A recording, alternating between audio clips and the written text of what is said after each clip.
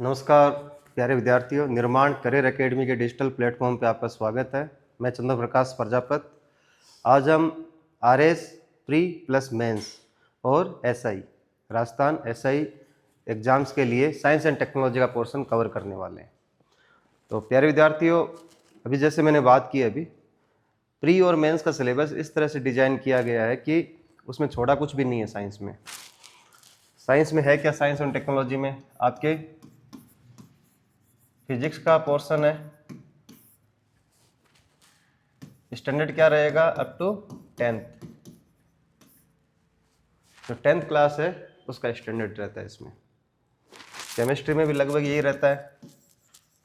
ये नहीं कि 12th की बुक्स उठा लो, आप 11th की उठा लो, वो नहीं करना। फिर बायोलॉजी,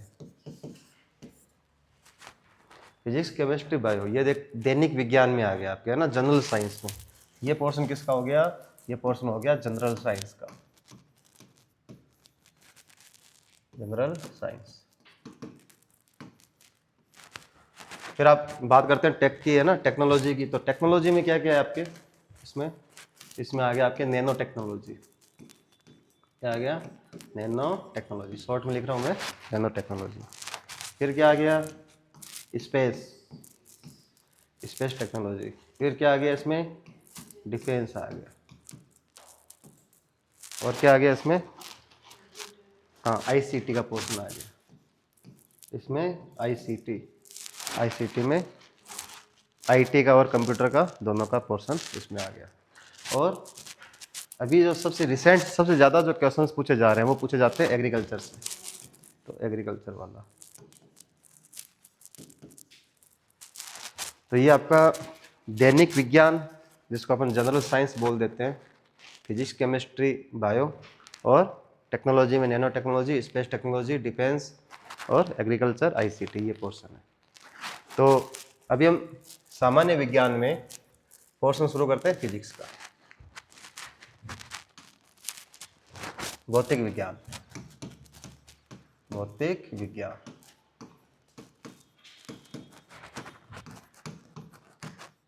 फिजिक्स।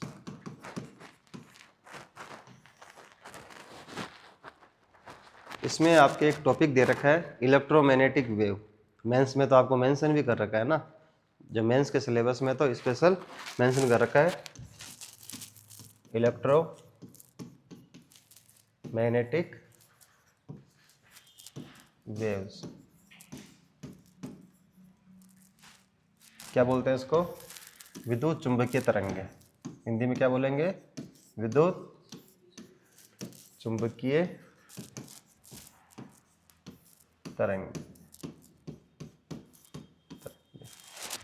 Electromagnetic wave. तो आज की क्लास में हम बात करेंगे इलेक्ट्रोमैग्नेटिक वेव्स, विद्युत चुंबकीय तरंगे की। देखो, प्री में इसको अलग से मेंशन नहीं कर रखा, लेकिन ये प्री का सिलेबस का पार्ट है। तो शुरू करते हैं बिना कोई टाइम वेस्ट किए। तो क्या होता है इलेक्ट्रोमैग्नेटिक वेव? क्या होती है विद्युत चुंबकीय तरंगे? क्या होती है बताइए आप। थोड़ा सा डिस्कशन, क्या ऐसे बाइलेटरल रहेगा तो सही रहेगा, बाई डायरेक्शन। बताइए, विद्युत चुंबकीय तरंगे से क्या समझते हो आप?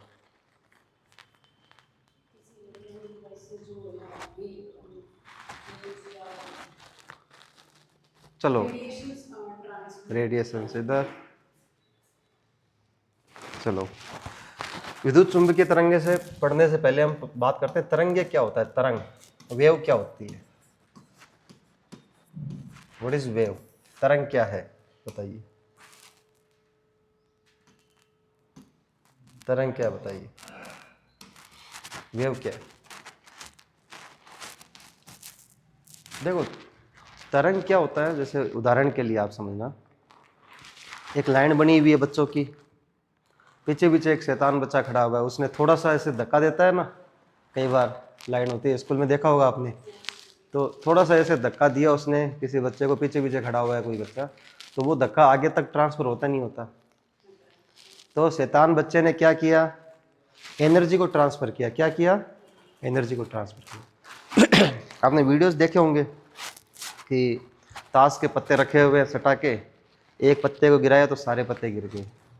आपने और भी वीडियोस देखे होंगे, जैसे साइकिल है, बहुत सारी साइकिलें ऐसे रो में खड़ी हुई है पार्किंग में, एक साइकिल गिरी तो उसने सारी साइकिलों को गिरा दिया। इसमें इन जो तीनों एग्जाम्पल में क्या हो रहा है बताइए आप, इन तीनों एग्जाम्पल में क्या हो रहा है कोई बताएगा? ये बात बताओ, जब पीछे पीछे शैतान बच्चे ने थोड़ा सा ऐसे धक्का दिया तो शैतान बच्चे ने आगे आगे वाले बच्चे पे जाके धक्का दिया क्या?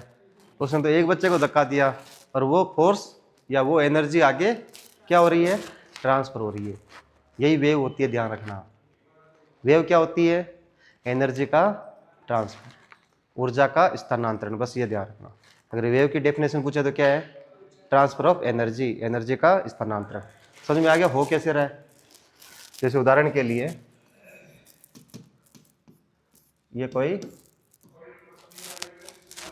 पेंटिंग समझ लेना आप, है ना, कोई रस्सी है और इस रस्सी पे किसी ने ऐसे झटका दिया या ऐसे फोर्स दिया, तो ये रस्सी कैसे हो जाती है? ये रस्सी इस तरह से हो जाती है। ऐसा ऐसा लगता है जैसे कोई रस्सी आगे जा रही है, ऐसा होता है जिम के अंदर, या देखा होगा कोई, है ना, तो इस तरह से रस्सी पे ऐसे झटका देता है तो रस्सी ऐसा लग रहा है जैसे आगे की ओर जा रही है। क्या रस्सी आगे की ओर जा रही है क्या? अगर आगे की ओर जा रही होती तो ये रस्सी आगे तक चली जाती, पर ये रस्सी तो वही है ना। तो लग ऐसा रहा है कि रस्सी आगे की ओर जा रही है, रस्सी आगे की ओर जा रही है क्या? नहीं जा रही। जा कौन रहा है आगे की ओर? आगे की ओर कौन जा रहा है? Force, energy. ध्यान रखना, रस्सी नहीं जा रही आगे, क्या जा रही है? ऊर्जा आगे जा रही है, ऊर्जा, एनर्जी। समझ में आ गया? रस्सी जा रही है क्या? नहीं जा रही। एक उदाहरण और मैं देता हूं,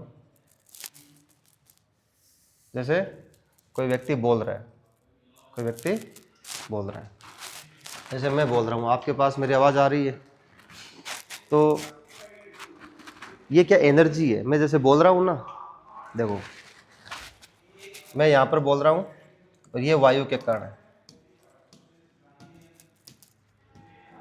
इसको आप ध्यान से समझना। ऐसे यहां पर मैंने बोला साउंड, मैं बोल रहा हूं तो क्या होता है? मेरे मुंह से एनर्जी निकल रही है। क्या निकल रही है? कुछ कुछ साउंड एनर्जी है। क्या है ये? Sound energy. और ये एनर्जी वायु के जो ये छोटे छोटे पार्टिकल होता है उसको क्या करता है? वाइब्रेट करके ये एनर्जी आगे की ओर जा रही है, और ये एनर्जी आगे जाएगी और ये मेरी आवाज आपको सुनाई दे रही है। समझ में आया आपको? रस्सी वाला एग्जाम्पल आपको समझ में आ गया? तो यहां पर ध्यान रखना, आपको समझ में क्या है कि ऊर्जा में, सॉरी वेव में, अगर आपको वेव की डेफिनेशन लिखनी पड़े तो क्या लिखोगे? ऊर्जा का स्थानांतरण, ऊर्जा का स्थानांतरण, ट्रांसफर, और है ना, ट्रांसफर और energy, transfer of energy. Energy का क्या है? ट्रांसफर। इसमें ध्यान क्या रखना आपको? ध्यान ये रखना है इसमें जो इसके जो पार्टिकल होते हैं मीडियम के, वो ट्रांसफर नहीं होते। उदाहरण के लिए रस्सी आगे जा रही थी क्या? नहीं जा रही है। मैं बोल रहा हूं तो ये जो पार्टिकल है, एयर के पार्टिकल, मीडियम के पार्टिकल, ये आगे जा रहे हैं क्या? नहीं जा। एनर्जी आगे जा रही है, पार्टिकल तो वही है। ये वाला क्वेश्चन पूछा गया एग्जाम में। तो वेव में पार्टिकल है वो आगे नहीं जाते हैं, पार्टिकल का मूवमेंट नहीं होता है, या पार्टिकल ट्रांसफर नहीं होते हैं, ट्रांसफर एनर्जी। तो ऊर्जा का स्थानांतरण, particles of medium do not be transferred. समझ में आ गया? जो माध्यम के कण है उनका स्थानांतरण नहीं होता। मीडियम कौन सा आपका सबका? हिंदी इंग्लिश दोनों है ना, बाइलिंगुअल हिंदी है ना ज़्यादा मेन। ठीक है, तो इसमें लिख लेना माध्यम के कणों का ट्रांसफर नहीं होता, माध्यम के कणों का स्थानांतरण नहीं होता, नहीं होता। ये समझ में आया आपको? चलो, तो अगर आपको अभी तक डेफिनेशन समझ में आ गई होगी। वेव क्या है? Transfer of energy in which particles of mediums do not be transferred. समझ में आ गया आपको? माध्यम के कणों का ट्रांसफर नहीं होता है, सिर्फ एनर्जी का ट्रांसफर हो रहा है, एनर्जी आगे जा रही है। उदाहरण के लिए साउंड वेव, मैं बोल रहा हूँ, आपको सुनाई दे रहा है, ठीक है। सुनाई क्यों दे रहा है? क्योंकि मीडियम है, मीडियम के पार्टिकल है। मैं बोलूँगा, जैसे ही मैं बोलूँगा तो यहाँ पर जो पार्टिकल है उसको एनर्जी मिलेगी। एनर्जी मिलते ही पार्टिकल क्या करता है? वाइब्रेट करता है। वाइब्रेट करके अगले को एनर्जी देगा, फिर अगला पार्टिकल वाइब्रेट करके अगले को एनर्जी, ऐसे वाइब्रेट करते करते एनर्जी को आगे बढ़ाएंगे। अगर मान के चलो ये मीडियम नहीं होता, मैं अगर निर्वात में खड़ा होता और मैं जोर जोर से चिल्ला रहा होता, आपके पास मेरी आवाज़ आती? वैक्यूम होता है यहाँ पे, मतलब मीडियम नहीं होता, वैक्यूम होता। मेरी आवाज़ आती क्या? क्यों नहीं आती बताओ? माध्यम ही नहीं है, तो वाइब्रेट कौन करेगा? मेरी एनर्जी को आगे बताओ कौन ले जाएगा? मतलब एनर्जी को आगे ले जाने के लिए भी क्या चाहिए? माध्यम चाहिए। समझ में आया आपको? चलो, तो जो तरंग है, तरंग की बात कर रहे हैं, वेव की बात कर रहे हैं। देखो, वेव के भी कुछ हम क्लासिफिकेशन करेंगे। क्या करेंगे? वेव कितने तरह की होती है। जब भी आप कोई क्लासिफिकेशन करते हो, जब भी आप किसी के भाग बताते हो कि कितने भाग की होती है, कितने प्रकार की होती है, तो क्लासिफिकेशन में क्या करते हो आप? एक क्वेश्चन आया था, स्टडी ऑफ क्लासिफिकेशन क्या कहलाता है बताओ?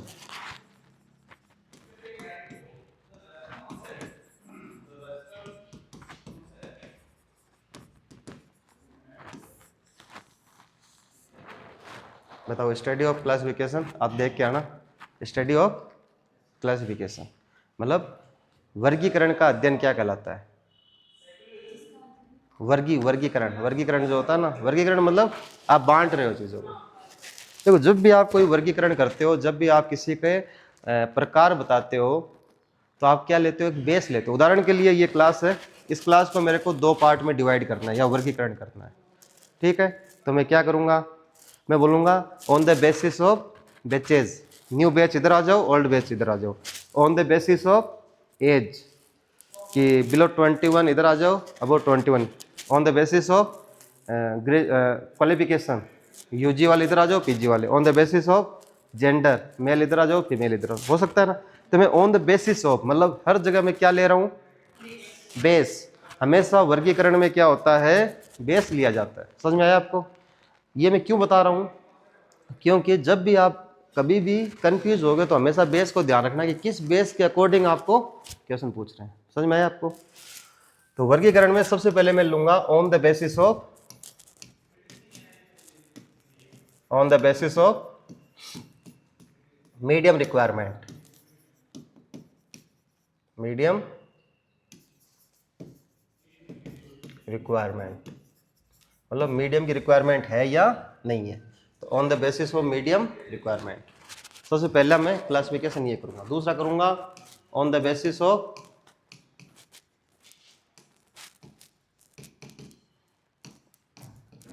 वाइब्रेशन, कंपन किस तरह से हो रहे हैं, वाइब्रेशन जो कंपन है वो किस तरह से हो रहा है, उसके आधार पे भी कुछ तरंगे होती है। नेक्स्ट करूंगा on the basis of energy transfer, energy transfer हो रही है या नहीं हो रही। चलो,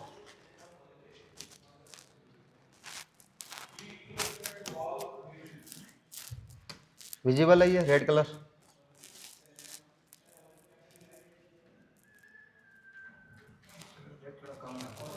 येलो है ना? येलो। देखो, on the basis of energy transfer, energy transfer हो रही है या नहीं हो रही, उसके अकॉर्डिंग 3 तरह की तरंगें। एक होती है माध्यम की आवश्यकता को, मैं बोल रहा हूँ, मैं लिख नहीं रहा हूँ, माध्यम की आवश्यकता के आधार पे on the basis of medium requirement. एक होती है यांत्रिक तरंगे। क्या होती है? यांत्रिक तरंगे, इसे बोल देते हैं मैकेनिकल वेव। Mechanical wave. एक होती है अयांत्रिक तरंगे, अयांत्रिक या विद्युत चुंबकीय तरंगे, जो आपका टॉपिक है मेन यहाँ पर इलेक्ट्रोमैग्नेटिक वेव, इसे बोल देते हैं नॉन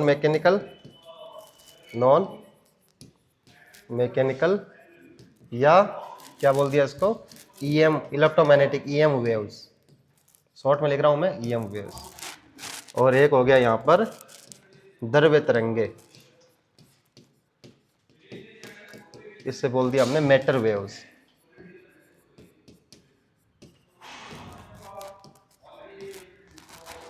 देखो मीडियम की रिक्वायरमेंट है या नहीं है, मीडियम की जरूरत है या नहीं है, उसके अकॉर्डिंग कितने तरह की तरंगे होती है, 3 तरह की। कौन कौन सी? यांत्रिक, अयांत्रिक और मैटर वेव्स, द्रव्य तरंग। अभी मैं समझा कुछ भी नहीं रहा हूँ, अभी मैं बस एक थ्योरी लिखवा रहा हूँ कि क्या क्या हमको पढ़ना है। आज की क्लास है वो थोड़ी सी इंट्रोडक्टरी है ना, कि हमको ये पता लग जाए कि इस वाले टॉपिक में हमको क्या क्या पढ़ना है। दूसरा होता है on the basis of vibration, कि वाइब्रेशन कैसे हो रहे हैं, उसके अकॉर्डिंग 2 तरह की होती है।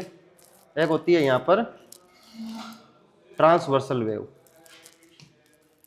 ट्रांसवर्सल वेव्स, इसे बोलते हैं अनुप्रस्थ तरंगे। क्या बोलते हैं? अनुप्रस्थ तरंगे। और एक होता है यहाँ पर लॉन्गिट्यूडिनल वेव, लॉन्गिट्यूडिनल वेव, इसे बोलते हैं अनुदैर्ध्य तरंग। ये नाम सुना होगा आपने, अनुप्रस्थ और अनुदैर्ध्य। तो वाइब्रेशन कैसे हो रहे हैं उसके अकॉर्डिंग 2 तरह की तरंगे होती है, 2 तरह की वेव्स होती है। First is transversal and second is longitudinal wave, अनुप्रस्थ और अनुदैर्ध्य। मीडियम की रिक्वायरमेंट है या सॉरी एनर्जी आगे जा रही है या नहीं जा रही, उसके अकॉर्डिंग 2 तरह की होती है। मैं इधर लिख रहा हूँ इसका। फर्स्ट होती है यहाँ पर ये परगामी तरंगे। क्या होती है? परगामी तरंगे, इसे बोलते हैं ट्रेवलिंग वेव। क्या बोलते हैं? Travelling waves. और एक होती है अप्रगामी तरंगे, अप्रगामी तरंगे। आपको डिटेल में नहीं पढ़ना, लेकिन थोड़ा थोड़ा सरफेस पे यहाँ पर ध्यान रखना चाहिए कि अप्रगामी तरंगे, एग्जाम्पल आपको थोड़ा ध्यान में रखना है। इसे बोलते हैं स्टेशनरी वेव। क्या कहते हैं? Stationery waves. वापस रिपीट कर रहा हूं मैं देखो एक बार, क्लासिफिकेशन ऑफ वेव्स, तरंगे कितने प्रकार की होती है? तो on the basis of medium requirement, माध्यम की आवश्यकता के अकॉर्डिंग यांत्रिक, अयांत्रिक और द्रव्य तरंग। ये अयांत्रिक तरंगे, इसको ही विद्युत चुंबकीय तरंगे कहते हैं। On the basis of vibration, transversal और लॉन्गिट्यूडिनल, कंपन के आधार पे, मतलब कंपन कैसे हो रहा है, लॉन्गिट्यूडिनल हो रहा है, ट्रांसवर्सल हो रहा है, या परपेंडिकुलर हो रहा है, या पैरेलल हो रहा है, उसके अकॉर्डिंग 2 तरह के, ट्रांसवर्सल और लॉन्गिट्यूडिनल। एनर्जी आगे ट्रांसफर हो रही है या नहीं हो रही, क्या पता एनर्जी अपनी जगह पे ही वाइब्रेट हो रही हो, आगे जो जा ही नहीं रही हो, उसके अकॉर्डिंग प्रगामी और अप्रगामी। प्रगामी क्या कहते हैं? Travelling wave. ट्रेवलिंग मतलब आगे जा रही है एनर्जी, और जहां अगर एक ही जगह है तो वो है स्टेशनरी वेव। ठीक है, ये हमने क्लासिफिकेशन किया। और आपको मैंने पूछा था स्टडी ऑफ क्लासिफिकेशन क्या कहलाता है, बताइए। वार्गिकी है ना, वार्गिकी एक आगे चैप्टर आता होगा, सुना होगा अगर किसी की साइंस है तो।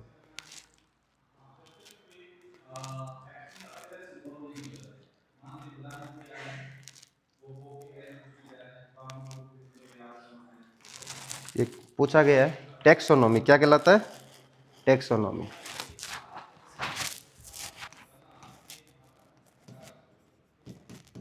टेक्सोनॉमी,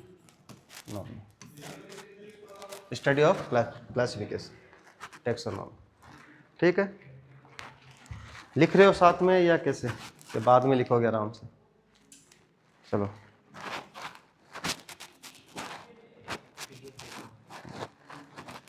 ठीक है, तो इसमें टाइम आपका खराब भी नहीं होगा, पीडीएफ भी आ जाएगी आपके पास। ठीक है, चलो नेक्स्ट। तो हमको पढ़ना क्या क्या है वो मैंने आपको यहाँ पर लिखा है। पहला है on the basis of medium requirement, on the basis of medium requirement,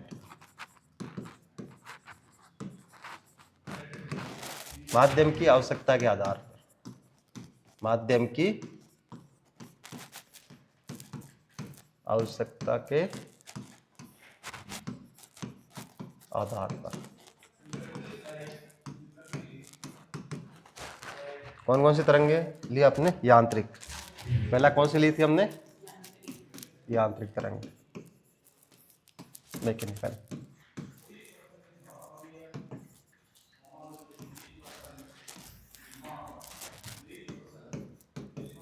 देखो यांत्रिक तरंगे क्या होती है बताओ एक बार। यांत्रिक तरंगे वो तरंगे होती है जिनको मीडियम की रिक्वायरमेंट होती है, बस इतना ही है। देखो बहुत ज़्यादा इसमें डिटेल में पढ़ने का कोई मतलब नहीं है। अभी आपको बस इतना ध्यान रखना कि यांत्रिक तरंगे कौन सी तरंगे होती है जिनको मीडियम की रिक्वायरमेंट होती है, बस इतना इतना ध्यान रखना। मतलब मीडियम की रिक्वायरमेंट होती है, माध्यम की आवश्यकता होती है। ये तो बस इसका ध्यान पड़ गया कि होती क्या है। मेन इसके उदाहरण पूछे जाएंगे। क्या पूछा जाएगा? उदाहरण। एग्जाम्पल क्या है बताओ। अभी मैंने बोल दिया कि यांत्रिक तरंगे या मैकेनिकल वेव्स क्या होती है जिनको मीडियम की रिक्वायरमेंट होती है, वो तरंगे जिनको मीडियम की रिक्वायरमेंट होती है। बस इतने से काम चल जाएगा क्या? नहीं चलेगा। आपको क्या पूछा जाएगा? इसके एग्जाम्पल क्या है बताइए। कौन कौन सी तरंगे है जो यांत्रिक तरंगे होती है? उदाहरण बताओ एक बार आप। जस्ट मैंने अभी पहले बताया, बताओ क्या है? साउंड वेव, बहुत बढ़िया। ध्वनि तरंग है ना, sound wave. Sound waves, sound को मीडियम की रिक्वायरमेंट होती है, ध्यान रखना। साउंड विदाउट मीडियम ट्रेवल नहीं कर सकता। Sound waves can not be travel, है ना, cannot travel in vacuum. Vacuum में ट्रेवल नहीं कर सकती। कारण क्या है इसका? क्योंकि sound waves are mechanical waves, और मैकेनिकल वेव्स को माध्यम की रिक्वायरमेंट होती है। समझ में आ गया आपको? Sound waves. और बताओ, चलो मैं बता देता हूँ। इसमें बिल्कुल शांत पानी है, शांत वाटर है, उसमें छोटा सा आपने कंकड़ डाला तो किस तरह की वेव दिखेगी आपको? ऐसे, ये वाली वेव्स दिखेगी तो, हाँ सर्कुलर, ऐसे ना। बिल्कुल शांत वाटर है और आपने छोटा सा कंकड़ डाला तो इस तरह की वेव्स आपको देखी होगी। और ये रिंग आगे बढ़ती जाती है, और ये रिंग आगे इंक्रीज होती जाएगी, और आपने देखा होगा इस तरह का पैटर्न आपने देखा होगा। बिल्कुल शांत वाटर में आपने छोटा सा कंकड़ डाला तो ये रिंग आगे की ओर है ना, बढ़ रही है, देखा होगा। चलो एक मैं कुछ उदाहरण आपको क्रिएट कर रहा हूँ ना। चलो जैसे बाहर के रोड पे काम चल रहा हो और रोड को खोद रहे होंगे, तो इसके वाइब्रेशन यहाँ पर आएंगे नहीं आएंगे? अगर आपके घर के बाहर किसी रोड पे काम चल रहा हो और रोड को खोद रहे हो मशीनों से, तो उसका वाइब्रेशन आपके घर पे आएंगे, आएगा नहीं आएगा? किस पे आएगा? घर पे, फर्श वगैरह पे आएगा। फर्श को अगर आप महसूस करोगे तो उस पर वाइब्रेशन आएगा, ठीक है। ये भी क्या है? वेव है, ठीक। चलो जैसे ये क्या, वाटर की सतह पे, किस पे? जल की सतह पे। किसकी सतह पे है? जल की सतह पे। ये छोटा सा कंकड़ डाला तो ये वेव किसके ऊपर आई? जल की सतह पे आई। जैसे बाहर काम चल रहा है तो इस आपके घर के फर्श की सतह पे भी आप वेव देखते हो ना। सरफेस पे आने वाली तरंगे समझना, चाहे वाटर की सरफेस पे हो, चाहे घर के फर्श की सरफेस पे हो। कोई टेबल है तो टेबल पे आप ऐसे हल्का सा ऐसे मारोगे टेबल पे, या हल्की सी चोट करोगे टेबल के ऊपर, तो टेबल की सरफेस पे भी वेव आएगी नहीं आएगी? कंपन आएगा, वाइब्रेशन होगा, वो क्या वेव ही है। तो सरफेस पे आने वाली तरंगों को बोलते हैं सतही तरंगे। क्या कहते हैं? जो तरंगे सरफेस पे आती है उसे कहते हैं सतही तरंगे। सतही तरंगे, समझ में आया? या इंग्लिश में बात करें तो इसमें सरफेस वेव, क्या कहते हैं इसको? सरफेस। अब मेरे को ये बताओ, सरफेस वेव्स मैकेनिकल वेव है या नॉन मैकेनिकल है? यांत्रिक तरंगे है या अयांत्रिक तरंगे? चलो अगर ये नहीं समझ में आ रहा तो मैं लिखता हूं इसमें। मैं एक कथन लिख रहा हूं, कथन। आप बताना कि ये कथन सही है या गलत है, ट्रू है या फॉल्स है, ये बताना आपको। और ये कथन पूछा गया आपके एग्जाम में, और पीएससी एग्जाम में पूछा गया ना। समस्त सतही तरंगे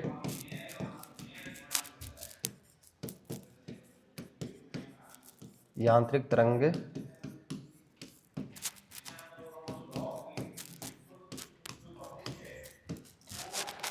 all surface waves are mechanical waves. समस्त सतही तरंगे यांत्रिक तरंगे होती है। ये बताओ ट्रू है फॉल्स है? आपको ये बताना ट्रू है फॉल्स है। समझ में तो आ रहा है ना आपको? चलो ट्रू है फॉल्स बताओ। ट्रू है, इधर फॉल्स है, फॉल्स है नहीं। एक बात तो सतह कब होगी जब, एक बात हो सरफेस कब होगी जब माध्यम होगा। मतलब समस्त सतही तरंगे यांत्रिक तरंगे होती है। सतह कब होगी जब माध्यम होगा। जल की सतह कब होगी जब जल होगा। फर्श की सतह कब होगी जब फर्श होगा। टेबल की सतह कब होगी जब टेबल होगी। ये फर्श टेबल जल ये क्या है, माध्यम। विदाउट मीडियम सरफेस हो सकती है क्या, नहीं हो सकती।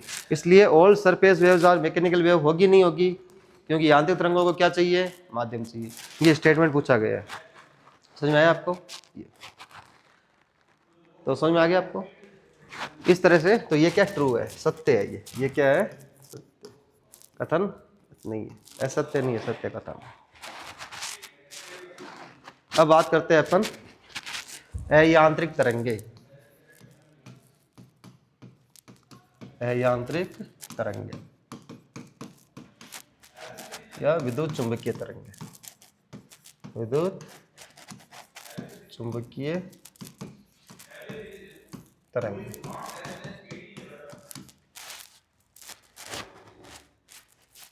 नॉन मैकेनिकल और इलेक्ट्रो, मैं लिख देता हूं नॉन मैकेनिकल और इलेक्ट्रोमैग्नेटिक वेव। Electromagnetic wave. अयांत्रिक तरंगे और विद्युत चुंबकीय तरंगे वो तरंगे होती है जिनको मीडियम की रिक्वायरमेंट नहीं होती। They can travel in vacuum. समझ में आया आपको? वो वैक्यूम में ट्रेवल कर सकती है, साउंड वेव की तरह नहीं है। साउंड में क्या रहता है, आपको मीडियम की रिक्वायरमेंट होती है, वैक्यूम में ट्रेवल नहीं कर सकता। लेकिन इलेक्ट्रोमैग्नेटिक वेव क्या होती है, जो वैक्यूम में ट्रेवल कर सकती है, इनको मीडियम की रिक्वायरमेंट नहीं होती। तो सबसे पहली बात क्या लिखोगे, माध्यम की आवश्यकता नहीं होती है।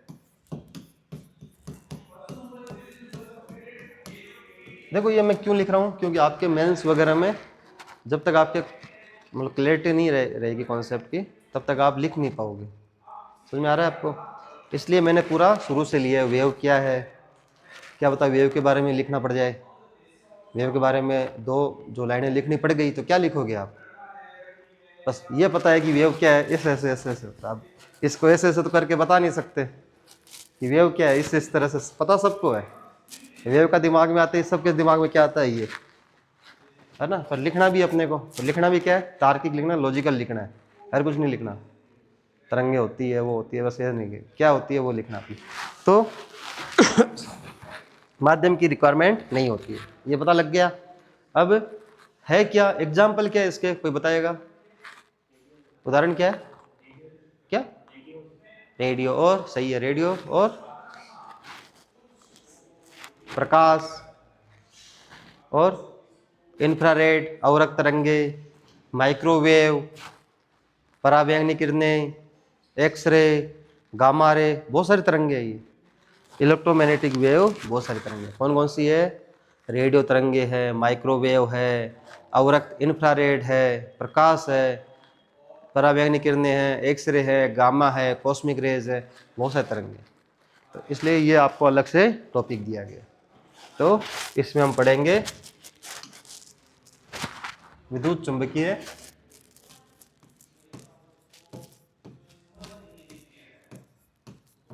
चुंबकीय स्पेक्ट्रम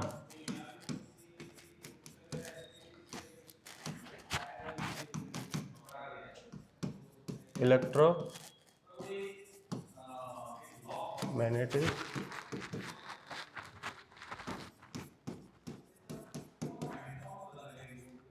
स्पेक्ट्रम का मतलब है कि हम फ्रीक्वेंसी के अकॉर्डिंग देखेंगे।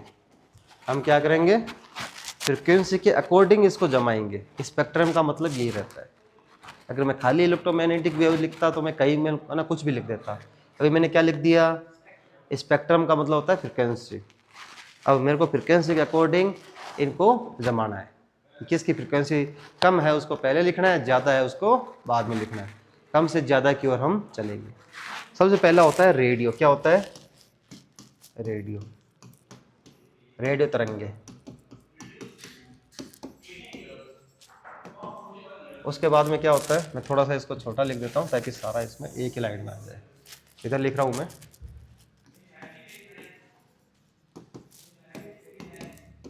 रेडियो। रेडियो के बाद में किसका नंबर आता है? माइक्रोवेव। किसका आता है? Microwave.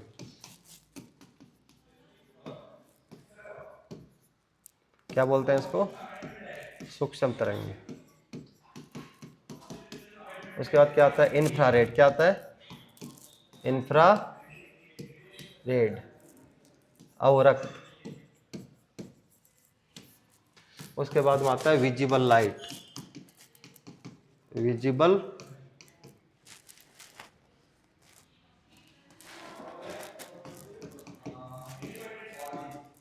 Visible light. Visible light का मतलब क्या होता है? विजिबल लाइट का मतलब है कि जिसको आप देख सकते हो। रेडियो को देख पा रहे हो क्या? रेडियो तरंगों को नहीं देख सकते। माइक्रोवेव को देख पाते हो क्या? नहीं देख सकते। इंफ्रारेड को देख सकते हो क्या? रिमोट से जो निकलने वाली तरंगें मतलब देख सकते हो? नहीं देख सकते। आप क्या देख सकते हो? Only visible light. तो आप 7 रंग देख सकते हो। कौन कौन से? विबग्योर 7 रंग। बी आई, है ना, B G Y O R. R का मतलब क्या होता है? रेड। और वी का मतलब क्या है यहाँ पर? वायलेट। सही है। अब देख लेना। तो देखो विजिबल है, हम बस 7 रंग देख सकते हैं विजिबल। उसके बाद में है अल्ट्रा वायलेट रेज। उसके बाद में आती है एक्स रे। फिर आती है गामा रे, गामा किरणें। और क्या आती है? एक्स किरणें। और ये क्या है? परा बैंगनी किरणें। इसको थोड़ा सा ध्यान से देखना, एक बार थोड़ा सा ध्यान से देखना। ये 7 रंग है। इधर है रेड। रेड से नीचे क्या है? अवरक्त, इंफ्रारेड। इंफ्रारेड, अवरक्त। रक्त। रेड किस कलर का होता है? रक्त कलर का। किसका? कौन का रंग होता है ना? रेड। तो अवरक्त, इसलिए नाम पड़ा इसका अवरक्त, इंफ्रारेड। बैंगनी से परे, बैंगनी से परे परा बैंगनी। समझ में आएगा? मतलब समझ में आया आपको? बैंगनी से परे कौन सा रंग है? अल्ट्रा वायलेट, परा बैंगनी। तो ये स्पेक्ट्रम आपको ध्यान रखना है। ध्यान से देख लो एक बार इसको। Radio, microwave, infrared, visible lights, ultraviolet, x-ray और gamma rays. These are electromagnetic waves. ये सारी विद्युत चुंबकीय तरंगे हैं। ये पूरा पूरा टॉपिक है आपका मेंस में। अब हम क्या करेंगे? इसके बारे में पढ़ेंगे। और सब के बारे में, रेडियो वेव्स के बारे में पढ़ना पड़ेगा हमको। हमको इंफ्रारेड के बारे में पढ़ना है, माइक्रोवेव के बारे में पढ़ना। बहुत ज़्यादा नहीं पढ़ना है। बस ये है कि अगर कुछ मेंस में या प्री में आ जाए तो हम कम से कम 5-6 लाइन तो लिख सकें। मतलब 4-5 लाइन हम लिख सकें इसके बारे में।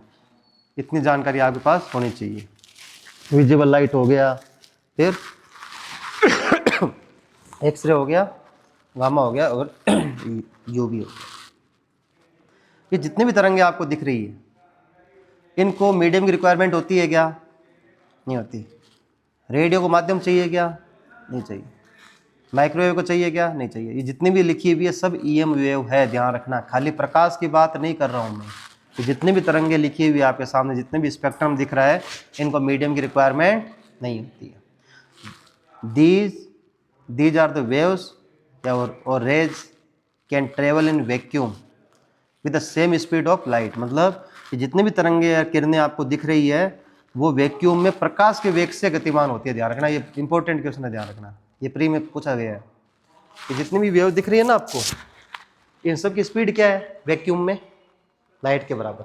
प्रकाश का वेग क्या होता है पता होगा आपको? 3 गुणा लाइट का वेव क्या होता है? 3 गुणा 10⁸ मीटर पर सेकेंड। ये लाइट की स्पीड होती है, ध्यान रखना, वैक्यूम के अंदर। Speed of light, speed of light in vacuum. Vacuum में स्पीड क्या होती है लाइट की? 3 गुणा 10⁸ मीटर पर सेकेंड। अगर इसको किलोमीटर में चेंज करोगे तो लगभग 3 लाख किलोमीटर पर सेकेंड। लाइट 1 सेकंड में कितना किलोमीटर तय कर लेती है? 3 लाख। कितना होता है? 3 लाख, है ना। ये स्पीड होती है लाइट की। तो उस स्पीड से ये सारी गतिमान होती है। तो ये क्वेश्चन एक सीधा सीधा कथन पूछा गया था कि समस्त इलेक्ट्रोमैग्नेटिक, है ना, ऑल इलेक्ट्रोमैग्नेटिक वेव्स आर, है ना, can travel in vacuum with the speed of light. सही है। लाइट की प्रकाश के वेग से गतिमान होती है सारी की सारी निर्वात में। वो मैं कल लिखाऊंगा आपको, एक बार ये ध्यान रखना। ठीक है, तो आज हमने एक इंट्रोडक्टरी क्लास देखी है इलेक्ट्रोमैग्नेटिक वेव्स। सबसे पहले मैंने क्या बताया? वेव्स क्या होती है? क्या होती है वेव्स? अगर एक ही लाइन में बात करनी हो तो ट्रांसफर ऑफ एनर्जी। उसके बाद में और वेव्स में पार्टिकल का मूवमेंट होता है, सॉरी, पार्टिकल का ट्रांसफर होता है क्या? नहीं। ये ध्यान रखना, नोट करके लिखना। In waves only transfer of energy, particles of medium can not be transferred in waves. मतलब जो माध्यम के कण है उनका ट्रांसफर नहीं होता, सिर्फ किन का होता है? एनर्जी का ट्रांसफर होता है। फिर मैंने क्या बोला कि वेव्स, शुरू से मैं बता देता हूं।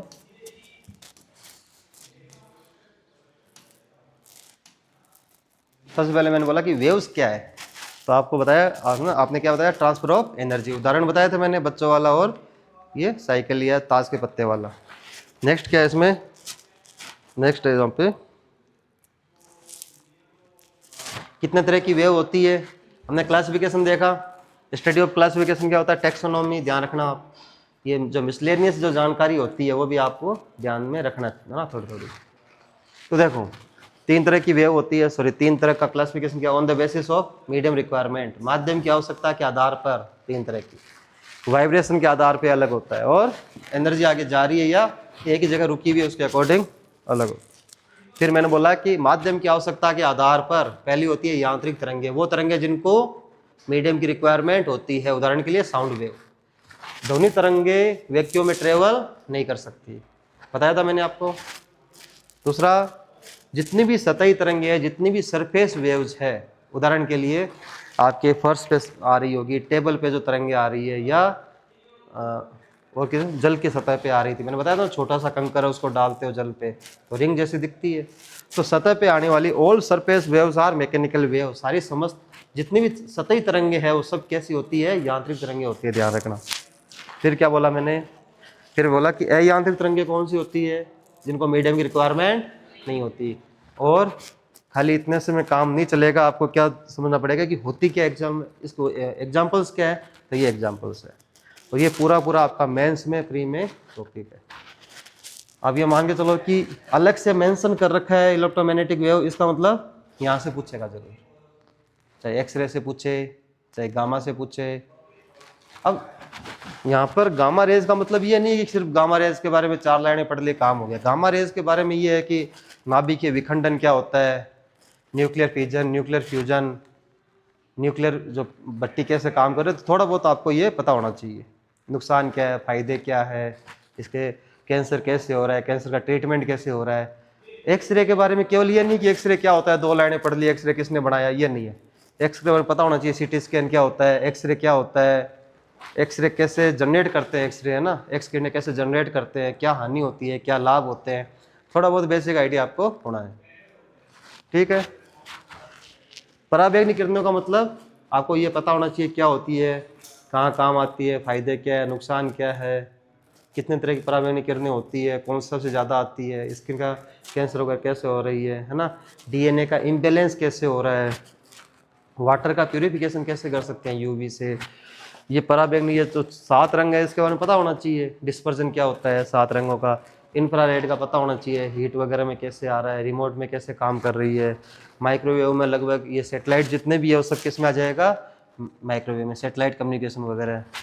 और रेडियो वेव्स में पता होना चाहिए एएम क्या होता है, एफएम क्या होता है ना। ब्लूटूथ और वाईफाई है वो कैसे रेडियो तरंगों पे काम कर रहा है, क्या फ्रिक्वेंसी होती है। तो कल हम इसके बारे में डिस्कशन करें। तो थैंक यू वेरी मच, आपने 1 घंटे, लगभग 1 घंटे आपने सुना। Thank you.